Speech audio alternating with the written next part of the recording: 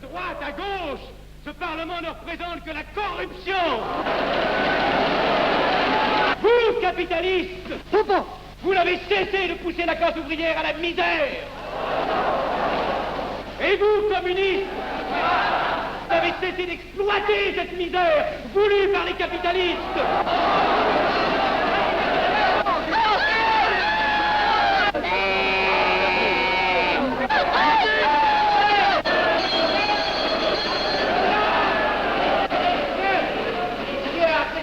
Et vous tous, parlementaires, désuets et périmés, n'insultez pas le parlementarisme.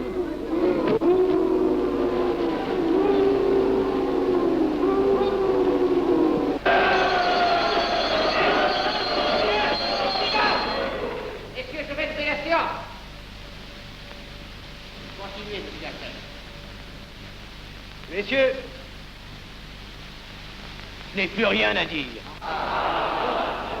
J'ai eu conscience de vous dire quelques vérités, peut-être désagréables, mais utiles. Non, ce ne sont pas quelques interruptions qui m'arrêteront. La communauté française ne se bâtira pas sur le conflit de la vieille bourgeoisie égoïste et du peuple affamé.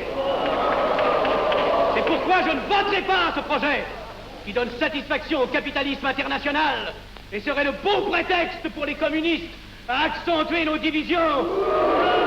Je ne le voterai pas. Je serai sans doute le seul à ne pas le voter, car il semble que par une étrange aberration, la Chambre tout entière soit prête, comme toujours, à trahir l'intérêt français au bénéfice de certains intérêts internationaux très particuliers.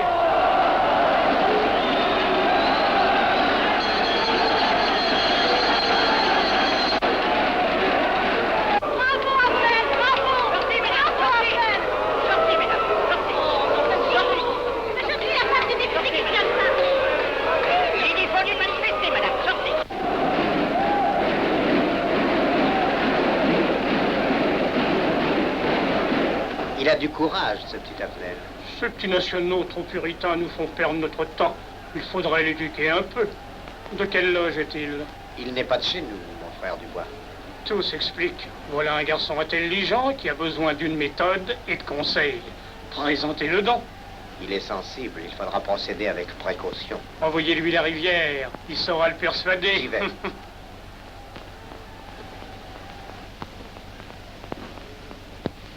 Mon cher vénérable, nous avons un service à vous demander. Enfin, dis donc, je vous suis tout dévoué.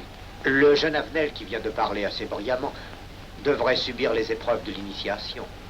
La maçonnerie lui apporterait beaucoup et le disciplinerait.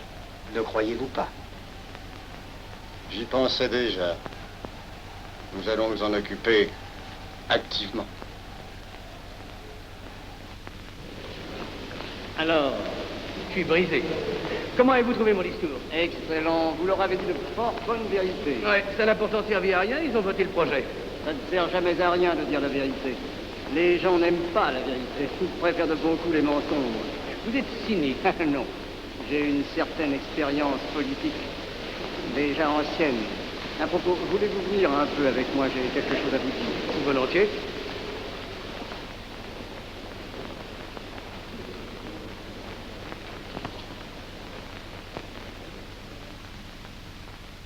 Oui, voyons, je voulais vous dire, si nous reprenions notre conversation sur la franc-maçonnerie, vous m'aviez dit l'autre jour que vous étiez curieux de connaître cette association. Ah oui, on en dit tantôt du bien, tantôt du mal.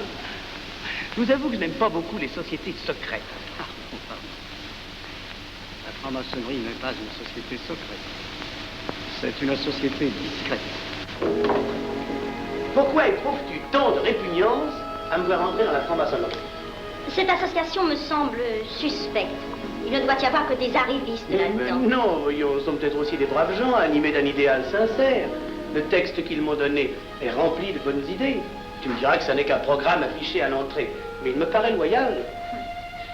Tu es un honnête homme, mon chéri. Mais tu as un grand défaut. Ah, et lequel?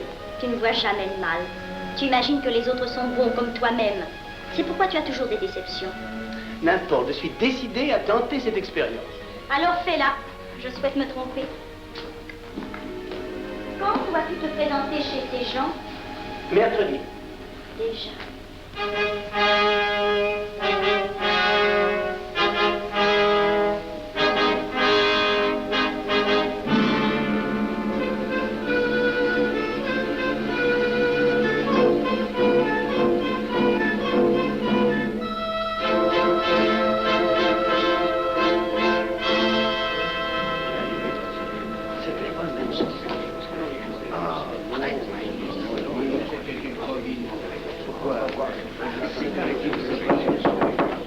Mes frères, les travaux reprennent force et vigueur.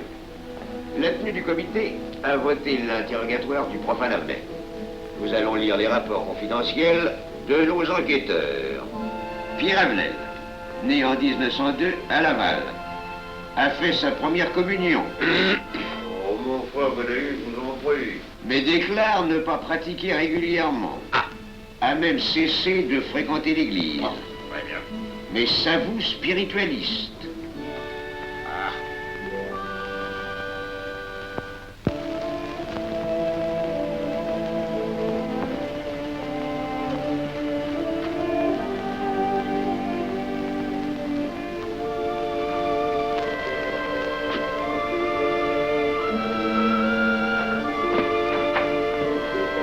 Monsieur, voulez-vous me citer? Permettez-moi de vous bander les genoux. Mes frères, le profane Avenel, qui nous est recommandé par notre frère Gainsbourg, vice-président de la Chambre, est député. Cela ne nous impressionne pas. Nous devons surtout examiner ce qu'il pourra apporter à la franc-maçonnerie. Il nous faut des gens qui servent notre ordre et contribuent à sa puissance. Pour l'instant, il paraît afficher des idées nationales un peu trop absolues. Mais enfin, je voudrais vous prévenir d'une chose. Comme il est de notre intérêt de tenir en main un grand nombre de parlementaires, il vaudrait peut-être mieux ne pas lui poser des questions qui pourraient le choquer. On nous le signale comme assez sensible sur les questions spirituelles ou religieuses. Quand il aura travaillé quelque temps parmi nous, il aura évolué.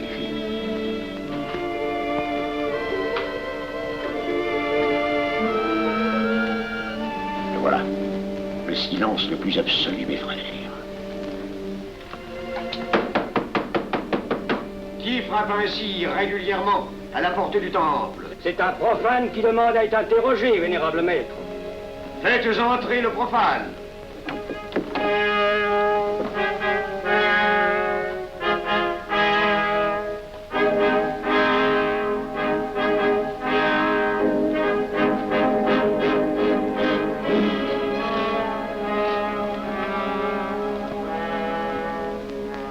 Monsieur, vous avez déclaré vouloir faire partie de la franc-maçonnerie.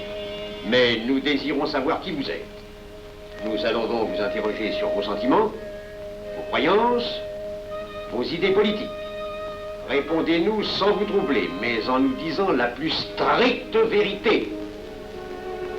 Consentez-vous à cet interrogatoire? J'y consens. Monsieur, croyez-vous en Dieu? Et pourquoi? Il semble être déçu par ce premier contact avec la maçonnerie. Mais l'interrogatoire est assez pénible. J'ai dû paraître ridicule. Vous vous trompez. D'autres qui sont passés avant vous ont moins bien répondu. Vous avez été reçu avec une majorité convenable, 16 voix contre 10. Comment, j'ai eu 10 voix contre moi? Non, non, 2 seulement. 2. Mais les voix d'opposition comptent pour 5. Ah, un opposant de plus, et vous étiez blackpoolé. La maçonnerie est difficile sur le choix de ses candidats. Pas assez, mon cher, pas assez. Je dois même vous avertir que lorsque vous serez en loge, vous serez déçu. Le milieu maçonnique est épouvantablement médiocre. Vous verrez que vous nous apporterez plus que vous ne recevrez. Mais ces rites dont vous m'avez parlé, ces initiations mystérieuses... De bêtises. Il y en a qui y attachent un certain sens symbolique. La plupart des maçons rient eux-mêmes de ces vieilles pratiques désuètes. Seulement, le jour de votre initiation, tenez-vous bien, les épreuves de la cérémonie ne sont pas commodes.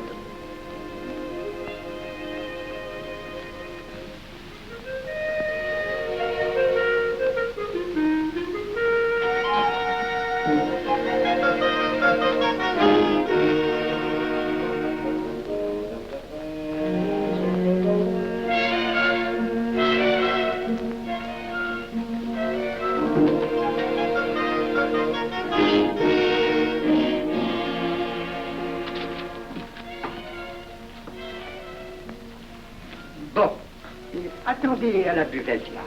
On viendra vous chercher.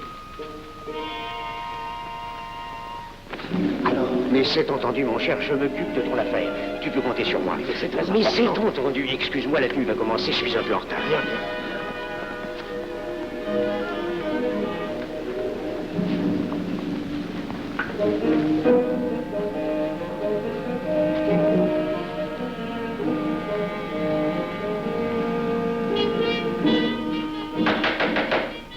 Prenez place, mes frères, nous allons ouvrir les travaux. Mon frère Durand, veuillez prendre place à l'ordre.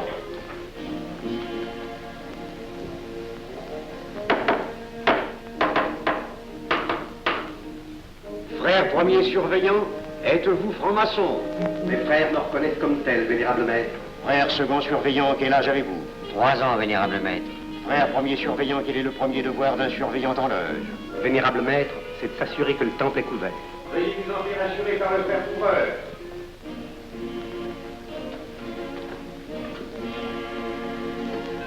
Le temple est couvert, vénérable maître. Frère second surveillant, quel est le second devoir des surveillants en loge? Vénérable maître, c'est de s'assurer que tous les frères présents sont membres réguliers de la loge ou visiteurs connus. Debout, et alors, mes frères. Frère premier et second surveillant, assurez-vous que tous les frères rangés devant vos colonnes sont membres réguliers de la loge ou visiteurs connus.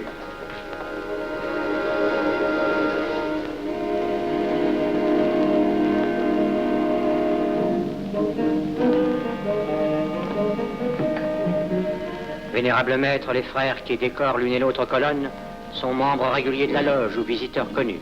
Il en est de même à l'Orient. Frère premier surveillant, à quelle heure les francs-maçons opèrent-ils leurs travaux? À midi, vénérable maître. Quelle heure est-il, frère second surveillant? Il est midi, vénérable maître.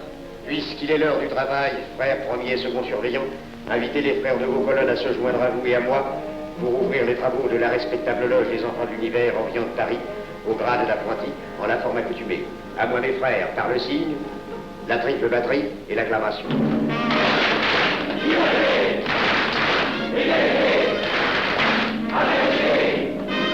Prenez place, mes frères, les travaux sont ouverts. Mes frères, l'ordre du jour appelle l'initiation du profane Avenel. L'atelier a voté dans une précédente tenue la mission du dit profane. Nous allons donc ce soir le recevoir solennellement. Mon frère couvreur, veuillez aller chercher le profane Avenel qui a écrit son testament philosophique dans le cabinet de réflexion.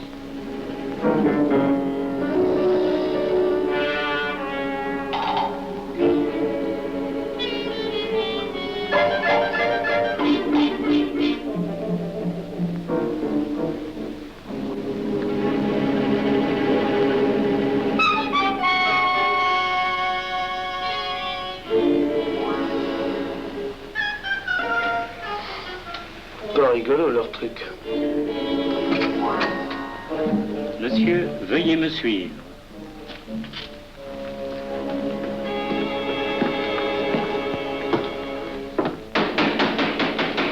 Qui frappe ainsi régulièrement à la porte du temple? Vénérable maître, c'est un profane qui demande à être reçu maçon s'il en est jugé digne.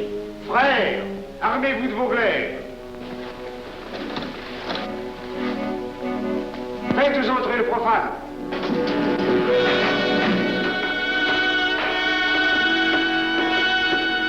Laissez-vous, monsieur.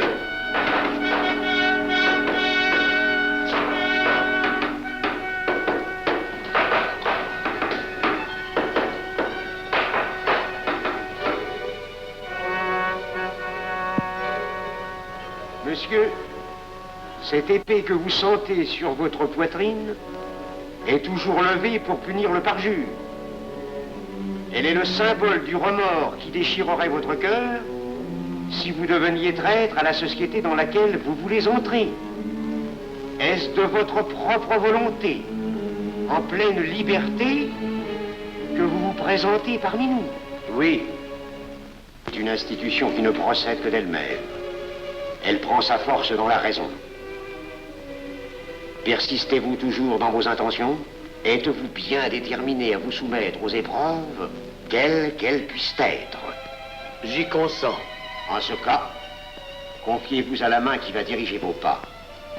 Mais comme il serait imprudent de s'imposer des obligations dont on ne connaîtrait pas l'étendue, il est de la sagesse de cette respectable assemblée de vous dire quels seront vos devoirs si elle vous admet dans son sein.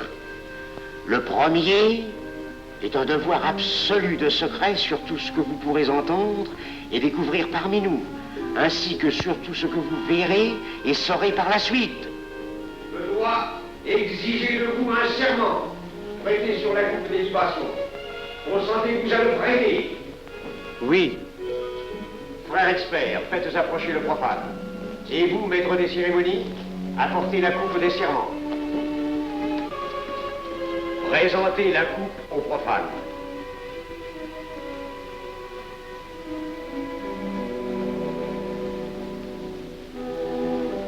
Prononcez avec moi le serment. Je m'engage sur l'honneur, au silence le plus absolu, sur tous les genres d'épreuves qu'on pourra me faire subir. Je m'y engage. Vous devez connaître toute l'importance d'un serment. Si jamais vous manquiez à une parole aussi solennellement donnée, buvez. Buvez! Buvez! Que ce breuvage amer soit pour vous le symbole de l'amertume et du remords que laisserait dans votre cœur le parjure qui aurait souillé vos lèvres. Frère expert, emparez-vous du profane et faites-lui faire son premier voyage.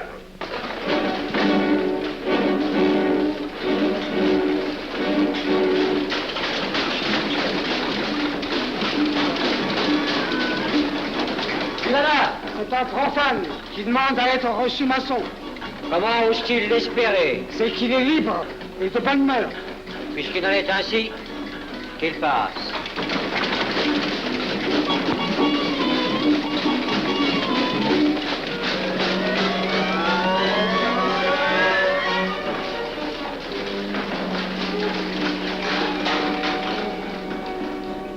Monsieur, le voyage symbolique que vous venez de faire est l'emblème de la vie humaine. Le bruit que vous avez entendu figure les passions qui l'agitent. Les obstacles que vous avez rencontrés peignent les difficultés que l'homme éprouve et qu'il ne peut vaincre ou surmonter que grâce à l'aide qu'il trouve dans ses semblables. Frère expert, faites faire le deuxième voyage.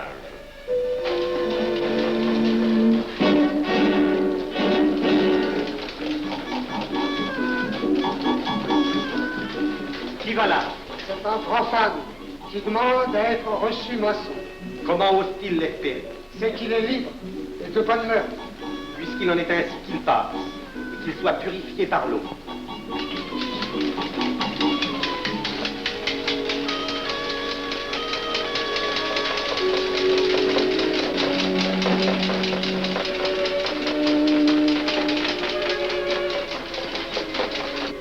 Monsieur, nous avons procédé à l'épreuve de l'eau qui représente l'épuration de votre esprit naissant à la vie maçonnique.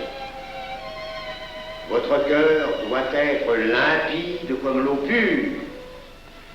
Frère expert, faites faire le troisième voyage.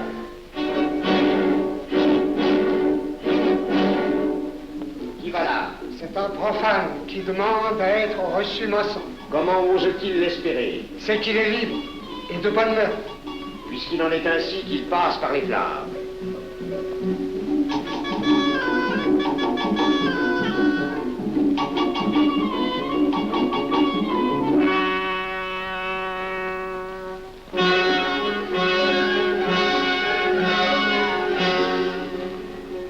Monsieur, les flammes dont vous avez été environné ont achevé vos épreuves. L'ordre maçonnique dans lequel vous demandez à être admis pourra peut-être un jour exiger que vous versiez jusqu'à la dernière goutte de votre sang pour sa défense et celle de vos frères. Je vais maintenant vous faire prêter serment à la franc-maçonnerie. Frère expert, amenez le profane à l'autel. Mes frères, debout, à l'ordre et glaive aux mains.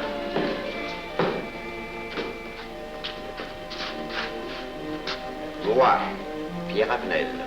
Moi, Pierre Avenel. De ma propre et libre volonté.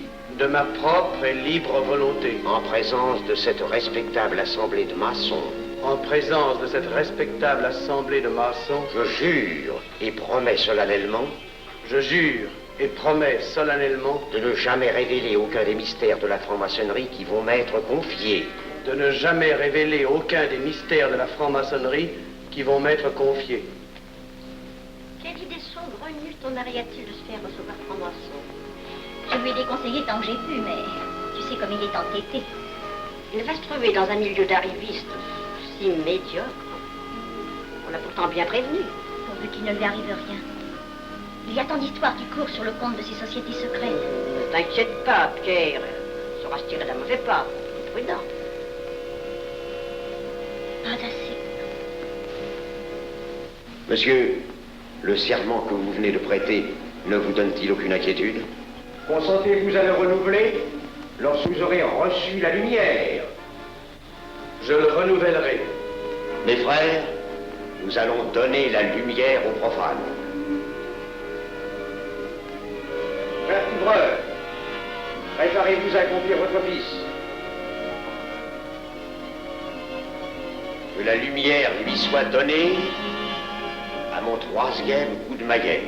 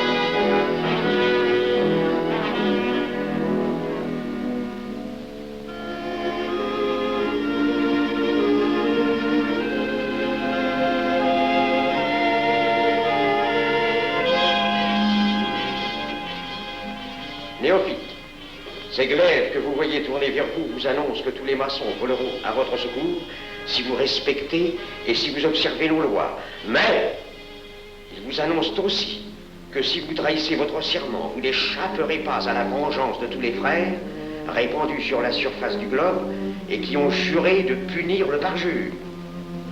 Le jurez-vous, mes frères? Nous le jurons.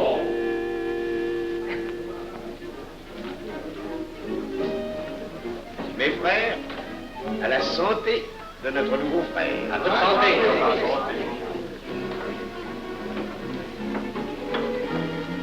Mon très cher frère, qu'est-ce que vous pensez de cette soirée? Eh bien, c'est curieux. Cette cérémonie est très impressionnante. Mon cher frère, pourrais-je vous laisser ma carte au cas où vous auriez besoin de mes services? Je vends de tout. De la bonneterie, des chaussures, du savon à des prix invraisemblables. Tu permets, mon cher Lévi-Stein? Je t'en prie. Mon frère Avenel, nous allons bientôt vous mettre à contribution. Oui, un de nos amis de notre loge voudrait un bureau de tabac. Le Grand Orient est submergé de demandes en ce moment. Avec vous, ça ira peut-être un peu plus vite. Volontiers. Je vous remercie. Ah, dans quelque temps, je vous parlerai aussi d'une autre affaire. Depuis plusieurs années, j'ai droit à la Légion d'honneur. Je ne m'en suis jamais occupé, je n'ai pas voulu déranger nos amis pour ça. On leur demande déjà tellement de choses, n'est-ce pas? Vous m'aiderez? À votre service. Merci beaucoup. Alors, au revoir. Ah non, pas comme ça. Voyez-vous, des petits coups secs avec le pouce, là, comme ça. Pam, pam, pam. Essayez. Pam, pam, pam. Et ben voilà. Avec ce signal-là, on ouvre toutes les portes.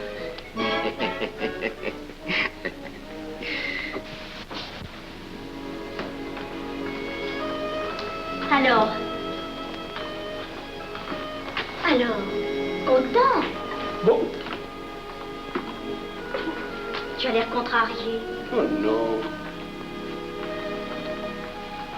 Déjà déçu? Pas encore. Tu me raconteras la séance. Ah, j'ai juré de ne rien dire.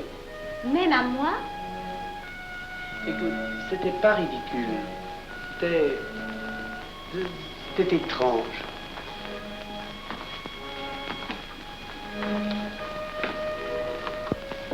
Mon chéri. Oh, mon chéri, c'est idiot, mais j'ai peur pour toi. Qu'est-ce que tu veux qu'il m'arrive? Oh, mon grand.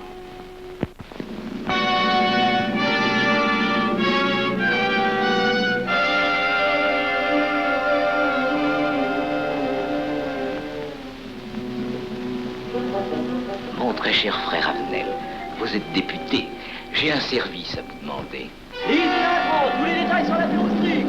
Mon très cher frère, si vous pouviez m'obtenir cette place, vous me feriez plaisir. Mon cher, donnez donc un coup de téléphone au préfet, qu'il m'ôte cette contravention. Demandez la liberté, le scandale fascinateur. Mon très cher frère Avenel, j'ai besoin d'un bon témoin de moralité dans un procès. C'est un de nos frères qui passe en correctionnel. Il est bien un peu coupable, mais avec un peu d'appui. Et pour manifester cette solidarité maçonnique, je suis sûr que vous voudrez bien vivre. L'arrestation du banquier Charles Lévy.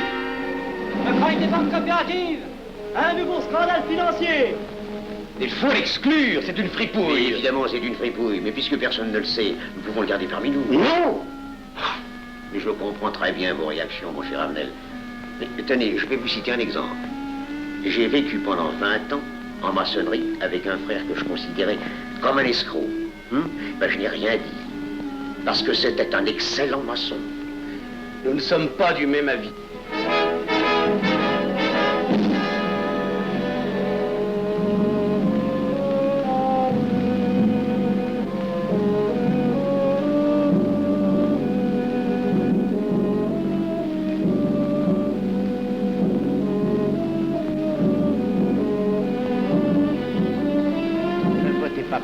Pourquoi?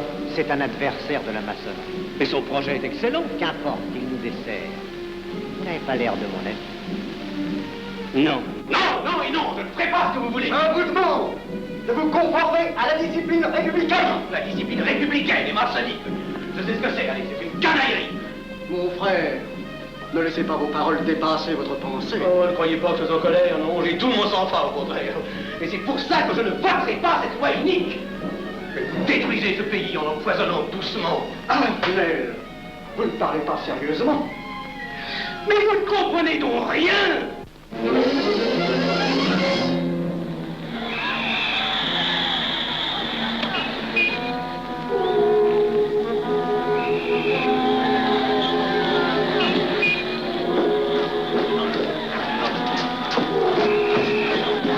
Que se passe-t-il? Regardez. Mais calmez-vous, mon vieux. Ce n'est rien. Rien.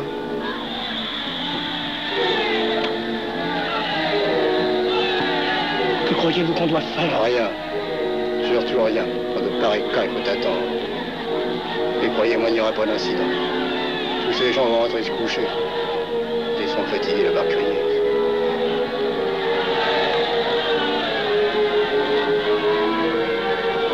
Qu'en pensez-vous, Avenel? Je voudrais être avec eux, place de la Concorde. Vous ne parlez pas sérieusement? J'ai pas envie de rire.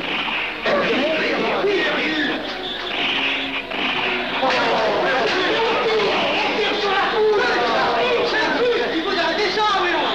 Ils sont où? Il faut arrêter ça.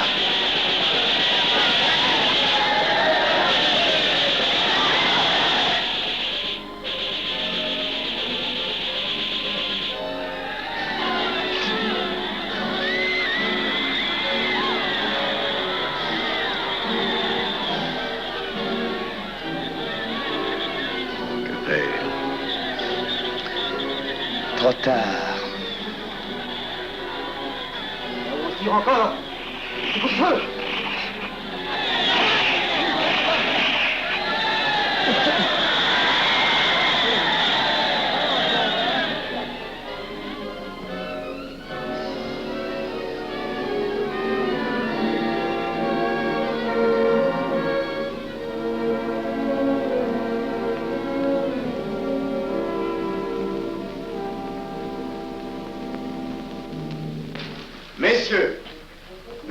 j'établis définitivement la liste des membres de la commission d'enquête. Tout le monde est bien d'accord pour la soumettre au vote de la Chambre. Pas d'objection? Le projet est accepté à l'unanimité. La séance est levée.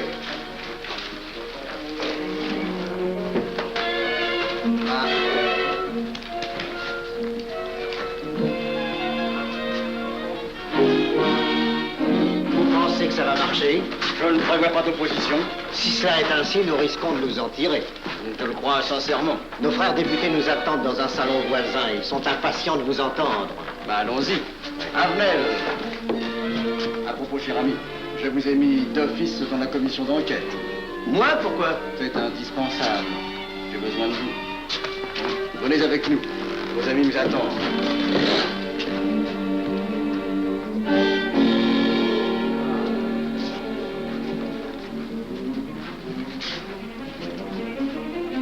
Mes frères, puisque nous sommes entre nous, je puis vous dire bien confidentiellement que nous allons traverser ces événements graves sans trop de dommages. La commission vient d'accepter tout à l'heure les listes que nous avons proposées pour la commission d'enquête. Beaucoup de nos adversaires en font partie, mais dans l'ensemble, les maçons sont encore en majorité. Rassurez-vous donc, ni la République ni la maçonnerie ne sont perdues. Elles ont traversé une crise grave. Elles sortiront renforcées de cette épreuve. Merci.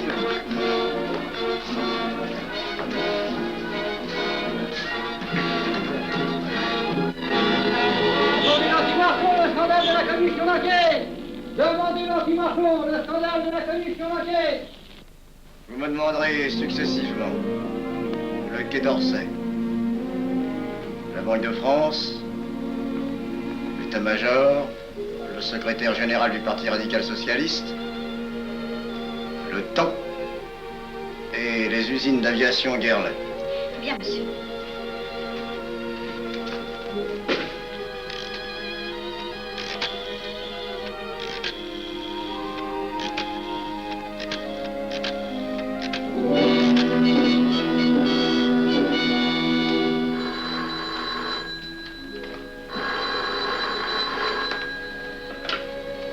Allô, le chef de cabinet du ministre. Allô? Mais oui, passez-le-moi. Lui-même, à vos ordres, mon très cher ami. Je ne peux rien vous dire par téléphone. Il pleut. Vous me comprenez? À merveille. Alertez tous nos amis à l'étranger.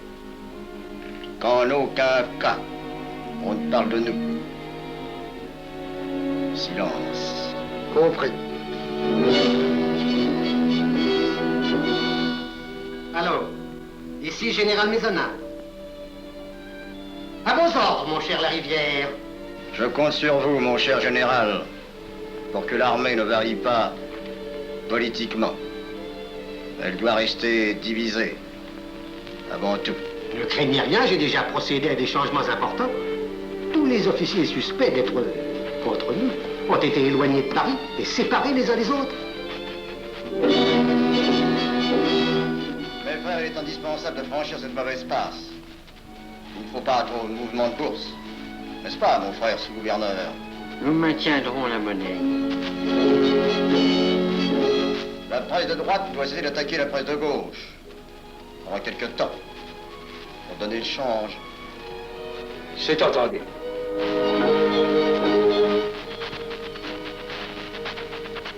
Les partis de gauche doivent faire entente avec ceux du centre. Et ceux de l'extrême gauche. De la sorte, nous contrôlons le peuple. Bloc populaire. Mieux. Front populaire. Bien. Quant à vous, mon cher Garlet, j'ai reçu ce matin une communication de l'étranger.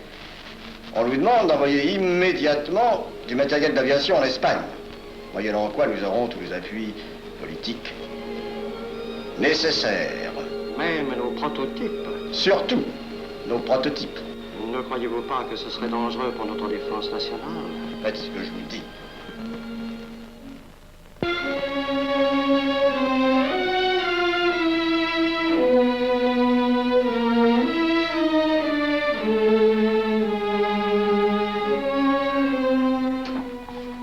Monsieur Avenel, Faites entrer.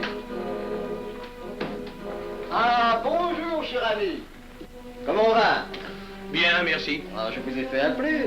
Que se passe-t-il? On ne vous voit plus. Vous le boudez? Oh non. Cigarette. Non, merci. Dites-moi, pourquoi avez-vous refusé de faire partie de la commission d'enquête? Oh, j'ai beaucoup de travail en ce moment et je fais déjà partie d'autres commissions. Avenel, répondez-moi franchement. Ce n'est pas parce que nous avons eu l'autre jour une petite discussion bien fraternelle? Eh bien, justement, si. Je voudrais vous parler de la franc-maçonnerie. Ah, mais bien, voyons, mais bien entendu. Asseyez-vous. Ah. Alors? Ah. Je vous écoute. Eh bien, voilà, vous avez été mon présentateur, je vous dois une explication. Je suis décidé à déposer ma démission. Vous avez l'air d'avoir été déçu par la maçonnerie. Oh, pire, choqué. Pourquoi? Mais confessez-vous, mon vieux. Vous ne serez pas le premier maçon qui m'aura ouvert son cœur. Qu'est-ce qu'on vous a fait? Mais à moi, personnellement, rien. Mais je trouve ce milieu maçonnique... pourri d'arrivistes écœurants. Je vous l'accorde. Ah, ben, je ne vous le fais pas dire. Oh, croyez-vous que je sois dupe? Ben, alors, je ne comprends pas. Tant de vertus affichées sur le programme à la porte. Tant de mystères à l'intérieur pour ne cacher que ces petites combines, ces appétits de comitards. Je m'attendais à trouver des hommes dévoués, sinon supérieurs. Au lieu de ça, je n'ai rencontré que des quémandeurs de bureaux de tabac ou de décoration, ou alors des fripouilles qui cherchaient à m'utiliser pour échapper à des condamnations. En dehors d'eux, des phraseurs, des sectaires ignorant tout, ne connaissant rien de l'histoire de leur pays, rien de l'histoire du monde, rien de la politique, rien de la philosophie, rien. Ah, des cerveaux vides, mais des dents longues et des langues folles. Et c'est cela qui gouverne la France. Quel grade avez-vous maintenant? J'ai été initié à la maîtrise il y a peu de temps. Eh bien, si vous avez le courage de vivre encore quelques années dans la médiocrité des ateliers bleus, vous passerez ensuite aux ateliers supérieurs. C'est mieux? C'est autre chose. Voyons, vous êtes 33e, n'est-ce pas? C'est le grade le plus haut dans la maçonnerie. Mon petit Avenel, je vais vous révéler, quoique je ne le doive pas, ces fameux secrets maçonniques dont on fait tant de mystères. En maçonnerie, on cache tout aux petites gens. En bas, vous ne savez rien. En haut, vous commencez à voir un peu plus clair dans le jeu mondial. Moi-même, je ne suis pas totalement éclairé sur les intentions des dirigeants de notre ordre. Et quand je dis dirigeants, je me trompe. Il n'y a pas de chef chez nous. Il n'y a que des exécutants. Je suis un pion sur un échiquier, j'accomplis une fonction. Je reçois des messages. J'obéis. Je transmets. J'agis. Mais qui dirige? Personne. C'est beaucoup plus compliqué et simple en même temps qu'on ne pense. Qu'est-ce que la maçonnerie? Des groupes d'hommes qui se sont réunis aux quatre coins de l'univers pour enserrer le monde dans un réseau aux mailles infranchissables. Nous sommes 50 000 en France, 500 000 en Angleterre, 3 millions en Amérique, c'est peu. Mais c'est énorme, parce que nous formons un bloc uni d'une seule volonté. Nous rayonnons partout, nous commandons partout. Ici, 300 parlementaires sont francs-maçons. En Angleterre, le roi fait partie de notre ordre. Aux États-Unis, le président est 32e. Il n'y a pas un pays où nous n'ayons nos appuis secrets, nos hommes, nos banques, nos groupes dévoués. Et ceci n'est rien. Je ne vous montre là de la maçonnerie que la puissance physique. Il y a peut-être autre chose. Mais quoi? Une doctrine supérieure. Une antique expérience des forces du monde qui nous permet de pousser les peuples tantôt vers la vie, tantôt vers la mort, quand il le faut. La mort? Je croyais la maçonnerie attachée à la paix. à une certaine paix. Notre paix. Sinon,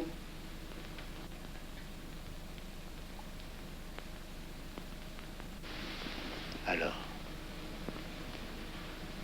cette démission? Je vais réfléchir.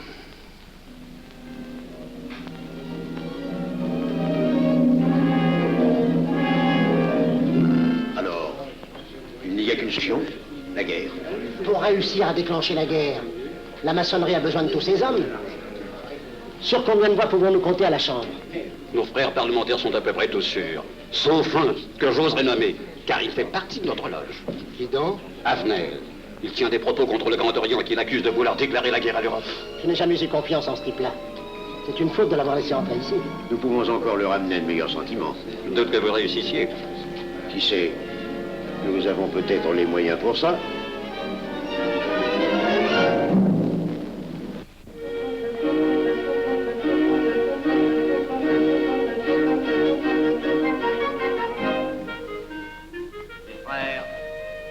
L'aviation allemande n'a pas d'appareil. Plus de 2000 accidents d'avion l'année dernière en Allemagne. La ligne Siegfried est à peine construite. Les tanks allemands marchent difficilement. Un détail entre autres qui m'a été rapporté par un de nos frères. Quand leurs tanks sont entrés à Vienne, on s'est aperçu que certains d'entre eux étaient en carton et montés sur des hautes bicyclettes. Voyez-moi, mes frères, il nous serait facile d'abattre le national-socialisme dont les exigences sans cesse accrues deviennent intolérables. Et libérer ainsi nos frères réduisent à l'esclavage. Jamais nous n'avons été plus près. En 15 jours, nous réglerions le sort de l'Allemagne. Notre loi régirait l'Europe définitivement. Notre victoire est sûre. C'est faux. C'est faux. Silence. Ce que dit cet homme est faux. Mon frère, je vous rappelle alors, vous n'avez pas la parole. Je le sais. Je suis député et membre de la commission de la défense nationale. Je ne peux pas laisser se prolonger un discours aussi manifestement erroné. L'appréciation de monsieur... De notre frère, Liechtenstein. Oui, si vous voulez. Sur l'état de l'armée que possède l'Allemagne sont des mensonges. Y ajouter foi serait de la stupidité. Mais pourquoi vouloir une guerre entre l'Allemagne et la France? Mon frère, vous n'avez pas la parole. Peu m'importe. Mais je tiens à dire qu'aucun motif réel de conflit ne peut être invoqué. Vous le direz tout à l'heure, après l'exposé de notre frère. Non, je la dirai immédiatement, avant d'entendre des stupidités bellicistes. Mais vous tous, maçons, vous poussez à la guerre.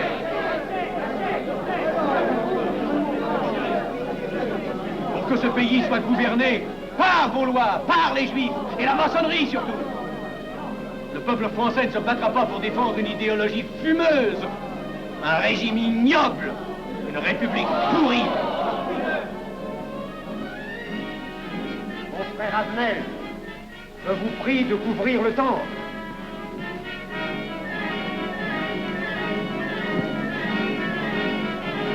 Vous êtes tous des menteurs et des faussaires. Tout chez vous n'est qu'une sinistre comédie.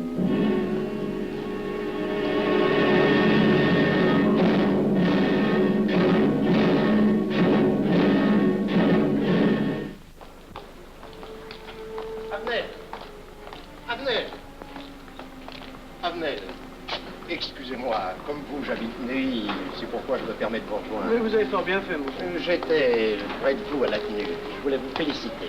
Oh, merci. Vous avez très bien fait de leur crier des vérités. Ce sont des fous. Malheureusement, il est impossible de leur faire entendre raison. Les événements sont pourtant indiscutables. Oui, oui. Dites-moi, j'ai des documents confidentiels sur l'action actuelle de la maçonnerie qui peut-être vous intéresseraient.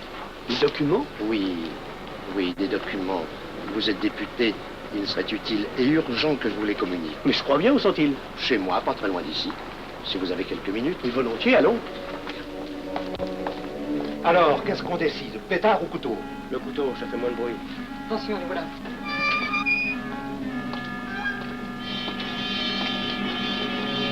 Un instant, je vais voir si quelqu'un...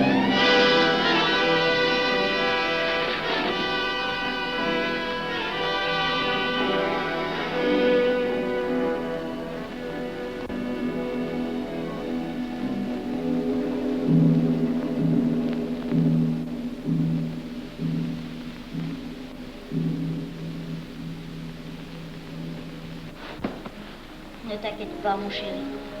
Tu guériras vite. Le docteur a dit maintenant que tu étais sauvé, à condition d'être sage.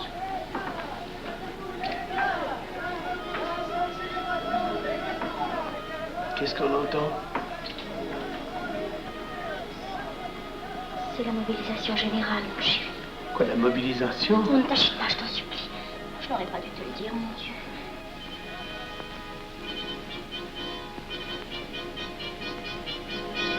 T'en fais pas, mon chéri. Tu reviendras vite.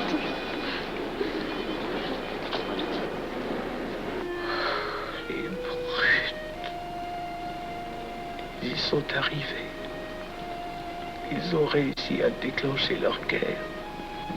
Ne bouge pas. Tes plaies sont à peine fermées. Si j'étais pas tombé sous les coups de ces criminels, j'aurais peut-être pu arrêter ça. Mais non, tu n'aurais rien pu empêcher, mon chéri. Ces hommes sont plus forts que toi. Ils ne t'auraient pas manqué.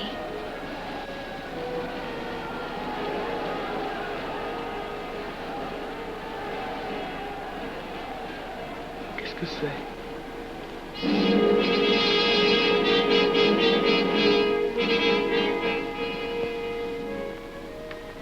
Les malheureux. S'ils savaient ce que je sais.